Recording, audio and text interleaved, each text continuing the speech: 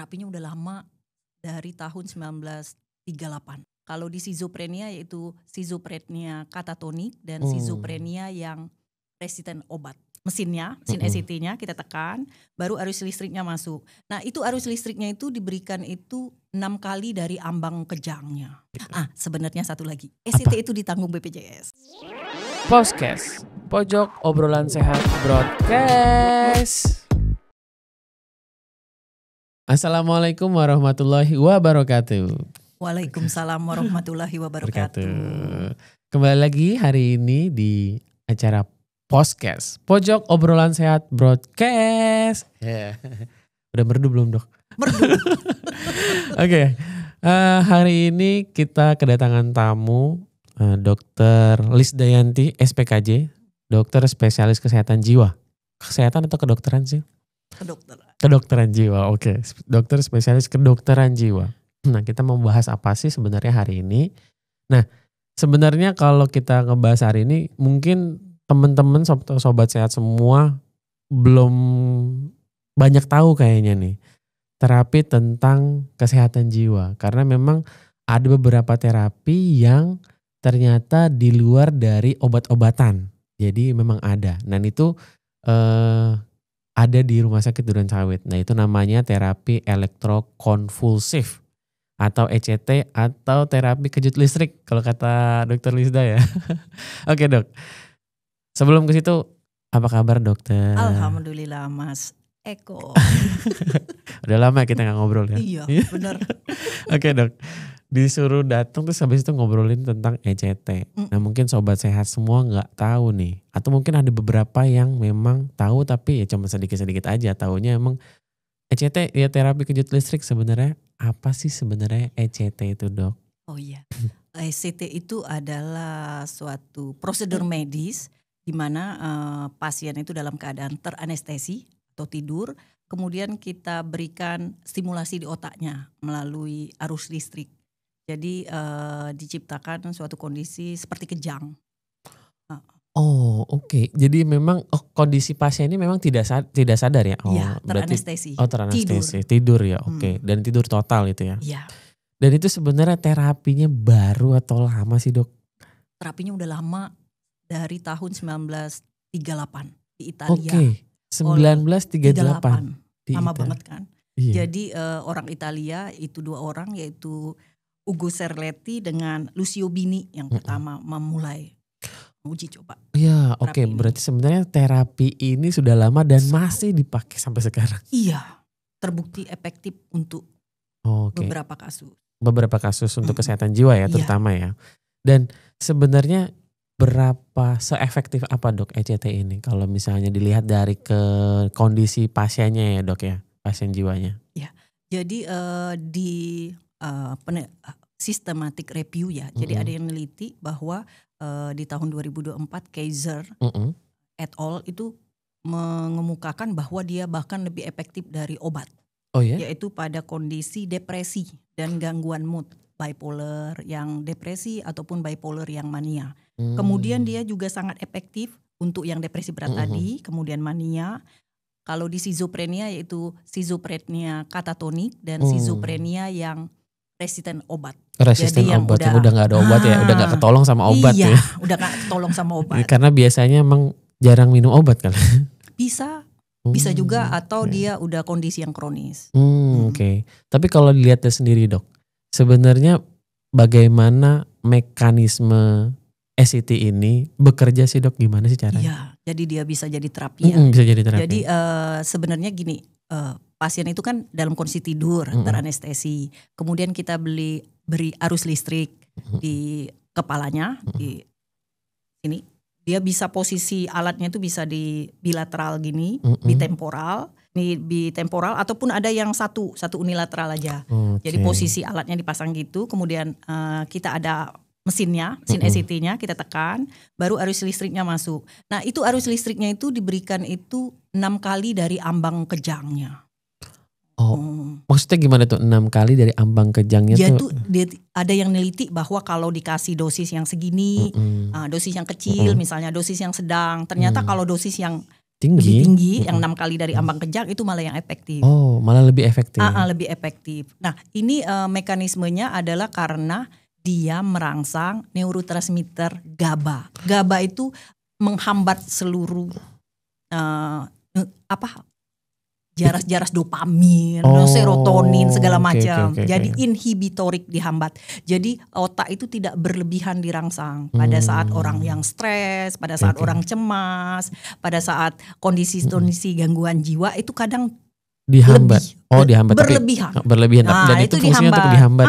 dihambat. Malah jadi lebih kalem, lebih tenang. Oke. Itu yang utama. Selain itu juga bisa dia menimbulkan kondisi terjadi perubahan di hormonal juga. Prolaktinnya meningkat sampai 10 sampai 50 kali lipat gitu-gitu. Jadi mekanismenya banyak.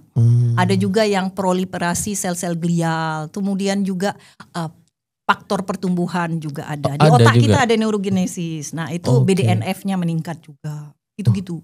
Serotonin juga. Jadi dia melibatkan banyak. Melibatkan banyak saraf yang ada di kepala ya berarti. Iya, yang di otak kita. Tapi sebenarnya kondisi pasien, kan kalau ini kan ECT buat sobat sehat semua ini terapi untuk pasien jiwa ya dok ya. Jadi memang khusus untuk pasien jiwa tadi yang udah dibilang. Ada depresi, ada skizofrenia dan sebagainya. Tapi sebenarnya kondisi pasien yang seperti apa sih dok yang bisa atau dianjurkan untuk menjalani terapi ECT ini?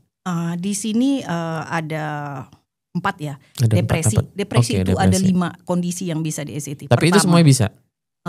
Iya. Depresi yang resisten obat, TRD, treatment resistant depression. Kemudian depresi dengan ide-ide bunuh diri, yang mau bunuh diri terus. Kemudian depresi yang menolak makan atau minum. Kemudian depresi dengan psikotik yang ada halusinasinya. Kemudian depresi selama hamil. Itu bisa dipakai? Bisa. Berefek gak sih dok kalau misalnya hamil itu? Sebenarnya kalau secara teori yang kejang itu adalah otot-otot lurik. Kadang kan rahim kita ototnya polos jadi aman. Tapi tetap aja under pengawasan. Iya, pengawasan juga sama dokter obgyn kali ya? Iya, dokter obgyn, kita psikiaternya juga dokter anestesi. Selama ngerjain 2 dokter lu, ECT yang biasa itu. Oh ya? Dokter anestesi dengan dokter SPKJ-nya ngawasin. Betul. Kemudian juga pada bipolar yang mania. Bipolar mania.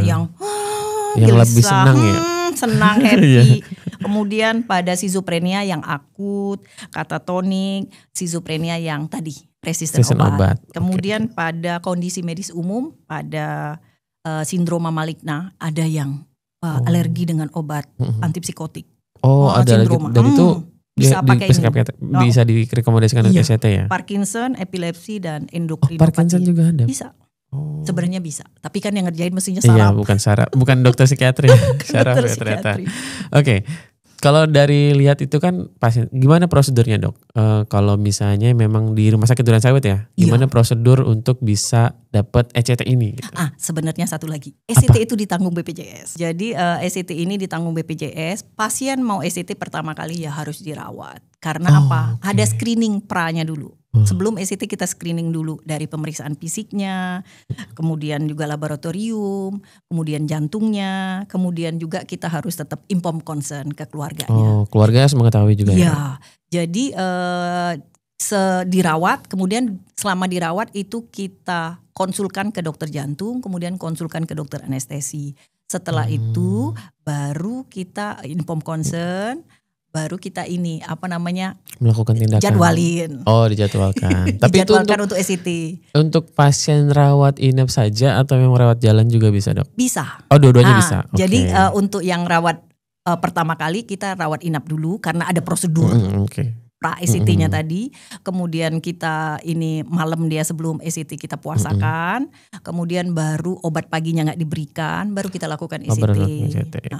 Tapi sebenarnya buat pasien sendiri nih dok, kan tadi bilang kan dikejut listrik sampai 6 ambang batas, 6 kali ambang batas. Nah itu sebenarnya menyakitkan gak dok buat pasiennya? Tidak, kan teranestesi pasien. Tidak sadar. Tapi setelah dia sadar atau gimana dok? Setelah pasien sadar itu timbul ada beberapa efek samping. Efek sampingnya itu yang paling sering ya sakit kepala. Kemudian ada yang mual, kemudian ada yang bingung ya. Itu pasca ya. atau pegal-pegal ototnya. Tapi ada juga yang lebih serius itu misalnya jadi hipotensi atau hipertensi gitu-gitu ya. Terkaitkan kan namanya dikasih kejutan ya, listrik lagi. Kemudian juga ada bradi atau takiarritmia. Jadi detak jantungnya bisa menurun, bisa meningkat. Tapi kan pengerjaannya selalu dalam pengawasan dokter anestesi dan SPKJ-nya. Dan itu memang akan ada jeda waktu ya dok. Misalnya setelah dia sadar pasti akan ada proses diawasi ya. Proses awasi terus bagaimana sampai dia sadar, sampai bangun. Oke. Bangun dari tidur. Terus bingung mau ngapain ya. Oke. Dan berapa lama biasanya dok proses ECT ini? ECT ini tergantung diagnosis ya. Yang paling sering kan di depresi tadi itu 6 sampai 12 kali bisa. Oh, 6. Dari setiap kegiatan ECT itu berlangsung berapa lama dok? Berapa menit? Setengah jam kah atau 1 jam kah atau memang? Kalau pengerjaannya benar-benar anestesinya siap, segala macamnya udah siap, paling sekitar 10 menit, 15 menit. Oh iya, untuk ECT-nya sendiri. Untuk ECT-nya sendiri. Jadi kan kita biasanya kalau yang di bangsal kan udah terpasang infus. Jadi kita tinggal masangin elektrodenya, masangin untuk ngawasin jantung dan napasnya ya. Kemudian pasang sungkupnya juga untuk oksigennya. Jadi selama ECT pasien juga dalam oksigenasi yang baik, diawasin semua. Jadi ada monitor khusus untuk jadi tanda-tanda vitalnya. Ya. Oh iya, tanda vitalnya ada tuh. Iya, ada monitor khusus yang kayak di ICU gitu. Ini bukan ini ya yang orang pasien duduk terus dikejang listrik. Enggak, ya, bukan ya? Tidur, posisinya tidur di bed. Posisinya nyaman. Santai. Santai. Cuman memang gak sadar aja ya. Iya, dibuat gak sadar supaya gak zaman dulu sebenarnya itu ada yang unmodify. Yang sekarang tuh sudah modify. Jadi unmodify pasien gak dibuat anestesi. Jadi gak buat tidur, langsung dikerjain. Oh, secara sadar. Dan itu mungkin lebih menyakitkan kali ya dok. Dikasih kejang. Kita yang ngelihatnya nggak ngalamin ya, kita yang ngelihat aja ngeri ya. Nah, karena ada beberapa kasus itu kan ya namanya kejang ya, tetap tonik-klonik ya, ototnya berkonstruksi semua. Kadang ada beberapa yang gigi-giginya itu ya giginya nggak terlalu bagus, atau giginya ada yang bolong ada apa. Kadang-kadang ya jadi kayak berdarah-darah gitu. Kalau dulu ya, sekarang kan udah modify.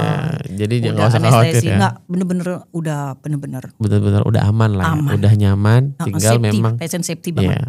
Dan setelah dilakukan ECT pun dikontrol kembali sampai dia prosesnya pulih secara normal ya. Baru bisa minum dan makan. Itu baru kan puasa dia sebelumnya. Iya, puasa ya. Oke. Nah, setelah menjalani terapi ini ECT dok, nih biasanya tahapan selanjutnya apa dok? Nah, untuk beberapa kasus tadi ada yang di maintenance. Jadi kan ICT-nya ke rawat jalan. Nah, kan kita mulai di rawat inap tadi sekali, cuma bolehnya dipakai BPJS ya, di rawat inap, kemudian lanjut rawat jalan. Yang tadi bisa 6 sampai 12 kalau di depresi, bahkan kalau di sini sih kita buatnya 10 ya, 8 sampai 10. 8 sampai 10 kali. 8 sampai 10 kali, tapi per misalnya di 4 kita tuh udah evaluasi, di 2 aja udah mulai evaluasi. Apakah pasiennya jadi lebih baik atau tidak. Kemudian di 4 kita evaluasi. Kalau di 2, di 4 udah bagus pasiennya, biasanya kita stop kok. Sesuai jadi kebutuhan. Iya, memang berarti nggak sampai 12 harus lakukan gitu. Enggak. Dia lihat pasiennya lagi ya. Seberapa derajat keparahannya. Kalau yang memang dia kemudian perlu maintenance setelah yang 10 tadi atau 12 tadi, kita maintenance-nya 1 minggu sekali atau 1 bulan sekali. Kita lihat kondisi pasiennya lagi. Tapi memang terapinya itu berlangsung misalnya sebulan itu ada berapa kali atau memang per bulan gitu dok? Kalau yang tadi yang berapa tadi yang bisa sampai 10 kali. 10-12 tadi itu 2 kali seminggu. 2 kali seminggu. 2 kali sampai 3 kali seminggu. 2 tapi kalau di sini. Iya sih 2 kali. Jadi Senin Kamis atau Selasa Jumat. Itu ya, jadi terapinya memang seminggu 2 kali dan itu biasanya per minggu dievaluasi ya, per 2 kali kan. Per 2 kali. Kalau udah cukup udah. Kita jadi kalau ini kan ada yang pasien panti, ada pasien umum. Jadi kita tanya deh sama keluarganya atau petugas pantinya. Gimana sih pasiennya? Masih pasif. Masih nggak mau ngapa-ngapain. Masih gelisah. Nah, berarti kan masih lanjut. Tapi sebenarnya apakah terapi ECT ini mempengaruhi efektivitas pengobatan yang selain konsumsi obat ya dok? Mempengaruhi. Jadi beberapa kasus kalau yang depresi itu cepat banget cepat banget. Jadi memperpendek masa pengobatan. Kan depresi itu kan ada yang ringan, ada yang sedang, ada yang berat. Biasanya kita kasihkan yang ini yang berat ke ke sedang ke berat Iya, ya. ke berat. Biasanya memperpendek masa terapi. Kemudian jadi nggak terlalu lama ya? Iya, terlalu lama. Kan responnya kalau untuk depresi itu sekitar 82%. Jadi respon terapinya sangat bagus. Besar dong. Iya. Tinggi dong. Di schizophrenia juga kalau yang akut itu sekitar 40-80%. Kalau Tapi yang tetap kronis dia baru rendah. obat gak sih dok? Maksudnya tetap jalanin obat tetap? Kan tadi di stop obatnya pas pagi saat ECT aja. Berikutnya kita lanjutin lagi obatnya. Tetap lanjut obat ya. Tapi dia bisa memperpendek masa terapi. Iya, harusnya mungkin kalau misalnya 2 bulan ini cuma sebulan gitu kali ya. Gitu. Oke. Jadi kalau misalnya sobat sehat semua ngerasa kayaknya perlu nih di ECT keluarganya yang memang sudah terdiagnosa ya dok ya. Atau udah segala macam obat dicobain. Iya udah obatnya udah nggak mempan mungkin resisten obat tadi kalau bilang kan resisten obat terus mau coba ECT boleh. Nah itu ada di RSKD Duren Sawit ya dok ya. Setiap apa dok? Ketemu aja di poli. Oh iya ketemu di kliniknya. Poli. Nanti kita lakukan ininya. Apa namanya edukasinya dulu. Baru kita screening pasiennya. Oke. Jadi istilahnya ketemu aja dengan psikiaternya. Bener ngobrol dulu ya sama psikiatri dulu ya. Kalau psikiatri kita ada Senin sampai Sabtu. Iya sampai Sabtu. Kalau dokter praktek kapan dok? Saya kalau di yang pagi itu Senin dan Kamis. Senin Kamis dokter Lisda. Kalau polisuriknya Selasa Jumat. Tuh. Jadi Senin Kamis itu pagi. Sore. Selasa Jumat itu buat yang jam 1 sampai jam. Iya, jam 4. Jam 4 ya? Jam 2 sampai jam 4. Jam 2 sampai jam 4. Jadi kalau misalnya teman-teman sobat sehat semua mau ketemu dokter Lisda langsung atau mau ngobrol-ngobrol di jam itu ya, Dok. Tapi sebenarnya tiap hari ada di sini, Kak. Oh, ada ya. Namanya kita bekerja. Iya ya. Saya juga sering lihat. Sama. Oke, dokter, terima kasih ya. Terima kasih juga udah mau sharing tentang ECT ini dan ternyata emang ini pengobatan lama yang efektif dan digunakan sampai sekarang. Itu penting banget tuh. Berarti itu emang efektivitasnya tinggi. Iya. Jadi nggak usah khawatir, prosedurnya aman tanpa melibatkan 2 langsung dokter spesialis. Ya. Jadi nggak usah dikhawatir. Diawasin langsung ya oleh kita. Oke, terima kasih dokter waktunya. Sama-sama Mas Eko. Terima kasih sobat sehat semua yang sudah nonton sampai akhir dan mudah-mudahan informasinya bermanfaat untuk kita semua dan nggak usah khawatir, nggak usah ragu kalau memang di BPJS juga ada. Mau berobat silakan berobat, BPJS cover itu, jadi nggak usah khawatir untuk biayanya. Oke, segitu aja. Terima kasih. Usai undur diri. Wassalamualaikum warahmatullahi wabarakatuh. Waalaikumsalam warahmatullahi wabarakatuh. Dadah. Dadah.